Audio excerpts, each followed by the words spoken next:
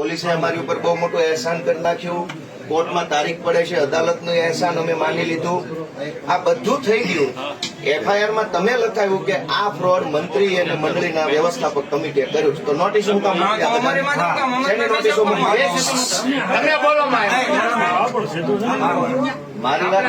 મારી વાત ખોટી હોય ત્યાં ધ્યાન દો, સાચી હોય સાંભળો. તમે લખાવી એફઆઈઆર કે મંત્રી અને વ્યવસ્થાપક કમિટીએ બૂચ માર્યું, તો નોટિસ આ બધાને શું કામ ઉઘરાણ? કહું તમને એનું હવે તમે સાંભળશો ને. હવે એની અંતર્ગત નાબાર્ડને જાણ કરી કે આવી રીતે અહીંયા થયું છે, એટલે એની તપાસણી અધિકારી એને તપાસણી રિપોર્ટ સબમિટ કર્યો અને એમાં એને આપણને ક્લિયર લખીને આપ્યું છે કે આમાં જે ખેડૂતોને ભરવાના થાય છે પૈસા એ એને ભરવા પડે, એટલા માટે નોટિસ કરી. લઈ ગયા મંત્રી ભરવાના ખેડૂતો.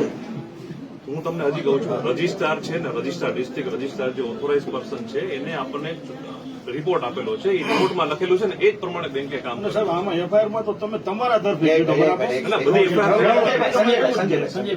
એફઆઈઆર અલગ અલગ છે ને, ત્રણેયમાં આપણે જે સ્ટાફ ઇન્વોલ્વ છે. મારું એમ કેવું છે, અમે એક મિનિટ, અમે રજીસ્ટ્રારને નથી ઓળખતા. ડિસ્ટ્રિક્ટ બેંકની અંદર કર્મચારીની ભરતી થાય તો રજીસ્ટ્રારનો ભાગ હોય. અમે બધું જાણીએ, અમને બોલાવો નહીં, ભરતીઓ કેમ થાય છે કેમ કૌભાંડ, અમને બોલાવો નહીં સાહેબ.